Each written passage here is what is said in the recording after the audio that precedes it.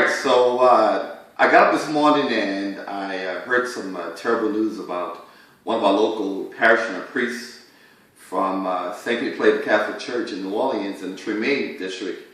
And it really touched me this morning because I want to share with the public and share with Facebook what this means to me, and hopefully I can capitalize on what it means for my family. When I was a child, I was brought up in the Catholic Foundation, brought up in St. Peter Claver, and it was an interesting thing to see a number of priests go through the community.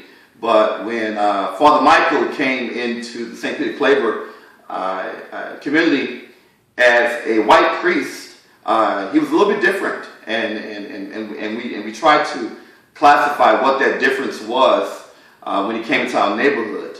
Well, that difference was that he had a love for people. He had a love for making things right. He had a love for cleaning up the city and making sure that there's some spiritual foundation that was involved. So again, this morning it was a very interesting time for me in my life to see what's going on and what really happened. I remember times when I was in high school and college. Father Michael did my wedding when I married Jean. We went to pre-Can, I went to marriage counseling. Father Michael was very instrumental and significant with looking at so many different things in our life. When I graduated from college, he was so instrumental. When my father passed in 1981, he was there for my family, there for my mother, there for my brothers and sisters.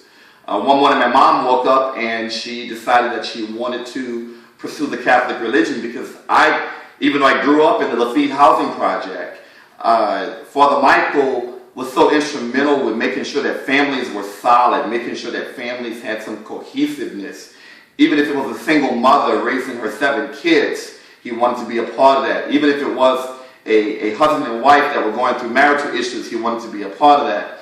So for family funerals, I look back at my loving and wonderful mother-in-law, Wilma Veen, who died maybe 8-9 months ago or a year ago.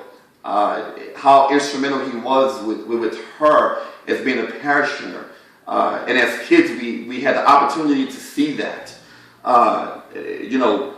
One God, multiple servants. So if you look at one God and multiple servants, Father Michael was one of those servants.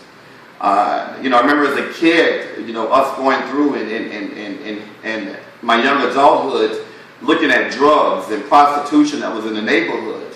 Father Michael would not support that, but would pray for those individuals.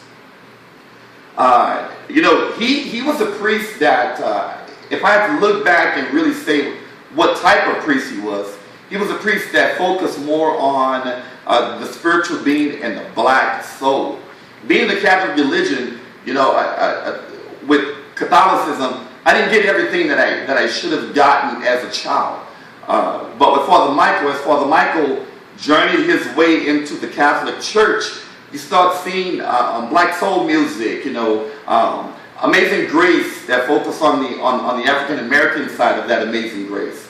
You start looking at the triumphs of music and songs and sermons that were so important to a culture that he promoted and marketed those things.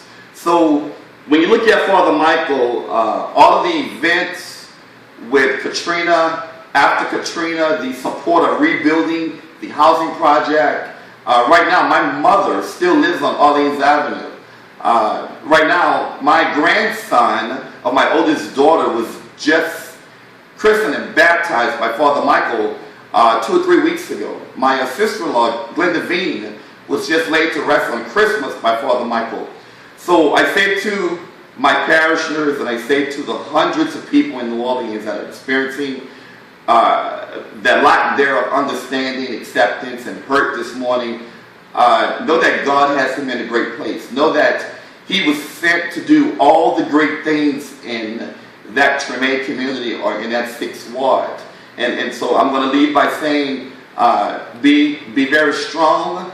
I will be strong to accept and understand that we have a legacy. He was an American man. He was an American priest that captured an audience of people by the hundreds, by the culture. So with that in mind, when you look at something that's so great and so good, I would take this Army flag that was given to my dad, that I've been having for the past 30 years, and I would salute to Father Michael and give him this, because he deserved every bit of it. Thank you.